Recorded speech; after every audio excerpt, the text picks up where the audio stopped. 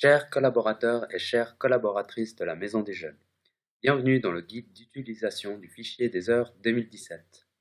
Nous commencerons par la présentation du fichier en général, ensuite nous regarderons comment saisir les heures, puis nous verrons les détails de l'onglet Résumé et nous terminerons par la procédure de la validation des heures. Vous pouvez bien entendu vous rendre directement à la partie qui vous intéresse en vous référant au minutage indiqué à côté des titres. Avant de débuter, il est très important de retenir trois informations. Il ne faut pas renommer le fichier, il faut laisser le nom tel quel. Dans ce fichier, les heures sont traduites en heures minutes. 2h50 est égal à 2h50 et non 2h30. Et enfin, si ce message d'erreur apparaît lors de l'utilisation du fichier, il est très important de le signaler à l'administration. Lorsque vous ouvrez le fichier, il est possible qu'un message vous demande d'activer le contenu. Pour le bon fonctionnement du fichier, il faut toujours accepter. Tout d'abord, on constate qu'il y a plusieurs onglets. Nous allons en voir 5 en détail. Nous allons commencer par l'onglet Calendrier. Il est là à titre d'information et à toute fin utile pour vous. Vous pouvez y voir les jours fériés par exemple, ou vous avez également la possibilité d'ajouter des notes ici. Ensuite, la deuxième feuille se nomme Résumé.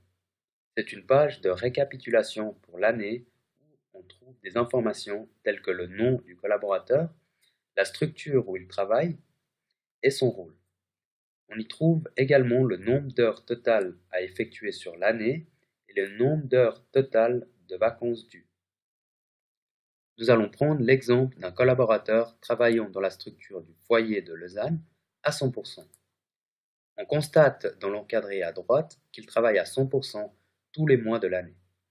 Dans cette colonne ici, on retrouve le nombre d'heures hebdomadaires à effectuer. La saisie des heures étant la même de janvier à décembre, et afin de mieux comprendre le fonctionnement du fichier, nous allons faire un exemple de saisie d'heures dans la feuille nommée janvier. Tout d'abord, il faut savoir que les colonnes varient en fonction de la structure. Ainsi, les colonnes vertes concernent uniquement les foyers.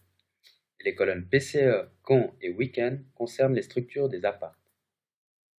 La saisie des heures effectuées se fait dans le tableau de droite. Il y a 4 périodes et on commence toujours par la période 1. Il faut entrer l'heure de début et l'heure de fin sur la ligne du jour concerné. Ici, le mardi 3 janvier, le collaborateur a commencé à 8 heures, on sépare par 2 points, et il a terminé à midi.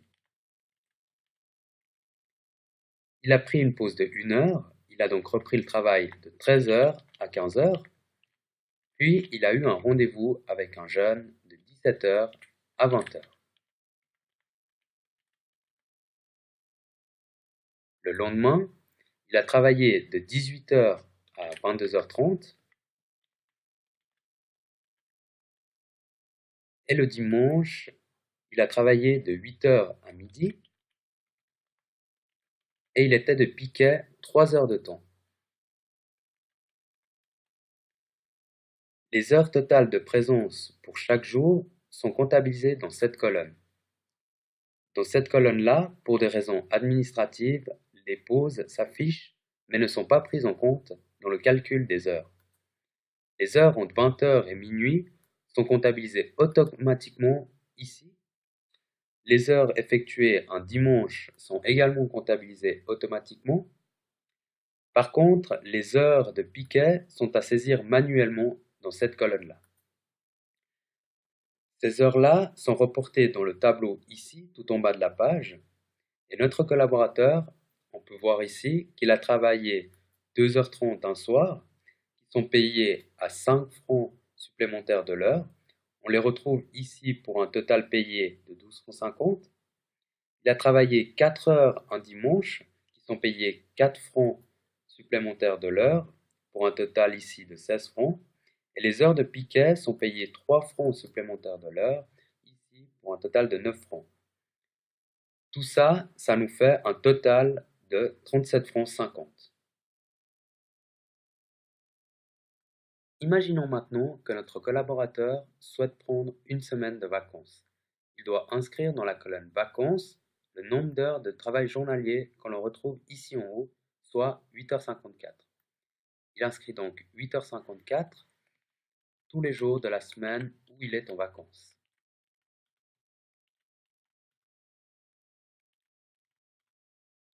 Ensuite, malheureusement, en revenant de vacances, il est tombé malade. Il note dans la colonne maladie le nombre d'heures de travail qu'il était censé effectuer ce jour-là. On peut imaginer qu'il était à l'horaire de midi à 17h, soit 5 heures de temps. Donc il a inscrit 5 heures sous maladie.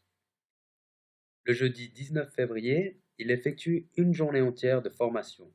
Il inscrit donc 8h54 dans la colonne formation. Le total d'heures est fixe pour tout corps de métier à la Maison des Jeunes et est valable pour une journée de formation entière. Heureuse nouvelle, notre collaborateur se marie le 23 janvier. Il a donc droit, selon la CCT, à 3 ou 4 jours de congé. Il inscrit donc dans cette colonne le nombre d'heures de travail journalier pour les jours pris. Ces congés sont accordés selon l'article 3.15 de la CCT pour les mariages, les naissances, décès ou déménagements. Ensuite, la colonne Autres avec la direction est à utiliser selon les ordres de la direction. Petite particularité, le mardi 3 janvier, notre collaborateur effectue un remplacement. Pour le signaler, il clique à droite de chaque période et sélectionne la lettre R pour remplacement. Les heures seront comptabilisées dans la colonne remplacement et non pas dans présence. Ces heures de remplacement sont reportées dans l'encadré en bas à droite et les cases à côté, les cases ici, sont à compléter par le collaborateur ou le responsable. Notre collaborateur a fini de remplir son mois, comme on peut le voir ici, et il se rend sur l'onglet nommé Résumé. Dans ce tableau, les heures sont résumées par mois, verticalement, et détaillées par rubrique, horizontalement.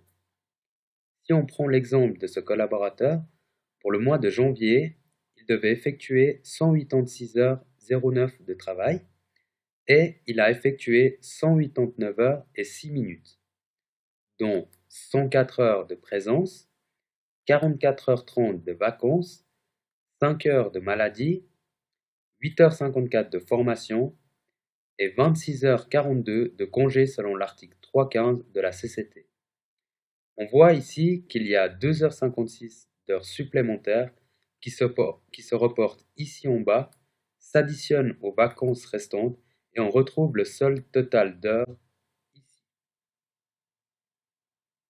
Avant de passer à l'étape suivante, la validation des heures, il est important de ne pas avoir commencé la saisie du mois suivant. En effet, ceci fausse la lisibilité du solde des heures. Il est encore plus important de s'assurer que le programme Outlook est installé sur l'ordinateur et qu'il soit ouvert. Ce fichier ne fonctionne pas avec le webmail. Une fois ces heures correctement saisies et contrôlées, le collaborateur se rend sur l'onglet Validation qui sert à valider les heures. On retrouve ici une répartition par mois avec 3 boutons.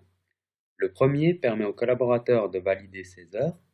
Le deuxième permet au responsable de valider les heures du collaborateur et de les envoyer automatiquement par email aux personnes concernées. Le troisième est à utiliser en cas de correction nécessaire. Attention, ce dernier bouton ne peut être utilisé qu'une seule fois et uniquement par le responsable. La première étape consiste à créer un mot de passe personnel grâce au bouton orange réservé aux collaborateurs. Nous utiliserons pour l'exemple le mot de passe MDJ. On valide et on retape une deuxième fois le mot de passe créé tout à l'heure MDJ. Un message nous indique que le mot de passe a bien été créé. Pour valider ces heures de janvier, notre collaborateur clique sur le bouton Collaborateur du mois de janvier. Il valide le premier message, il entre son mot de passe qu'on a créé tout à l'heure MDJ. Il valide le second message car il est sûr d'avoir bien saisi ses heures. Il est averti que la validation ne permet plus de modification du mois concerné. Il valide.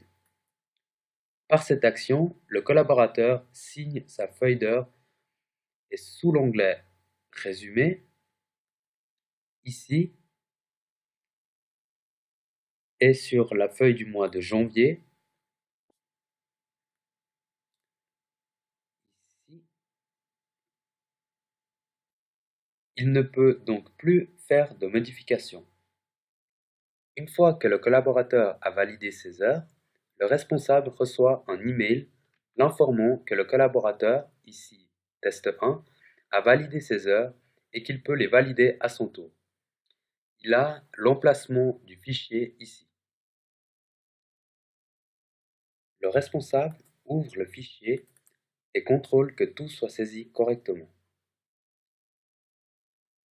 Il peut seulement, et si besoin, modifier les motifs de remplacement. Il ne peut rien modifier d'autre. Ensuite, le responsable se rend à son tour sur l'onglet Validation et clique sur Créer un mot de passe responsable, si ce n'est pas déjà fait. Il saisit le mot de passe provisoire fourni par l'administration, entre son mot de passe personnel et le saisit une deuxième fois pour confirmer. Un message indique que le mot de passe a bien été créé.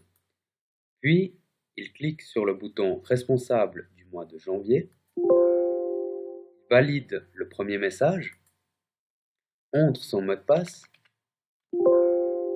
Il valide le second message car les heures saisies sont correctes. Il est averti que le fichier des heures sera transmis à l'administration. Comme Outlook est ouvert, il valide. Et par cette action, le responsable signe la feuille d'heure sous l'onglet Résumé ici et sur la feuille du mois de janvier ici. Plus rien ne peut être modifié sur la feuille validée. L'administration reçoit un email avec la feuille résumée ainsi que la feuille du mois concerné en format PDF. Le service RH, lui, ne reçoit que la feuille du mois concerné afin de payer les indemnités de nuit, dimanche et piquet ainsi que les heures de remplacement. Voilà, nous arrivons à la fin de ce guide d'utilisation. Si vous avez des questions sur quelque chose qui n'apparaît pas dans cette vidéo, vous avez la possibilité de vous adresser soit à votre responsable, soit à l'administration. Nous vous y répondrons avec grand plaisir. Merci beaucoup pour votre attention.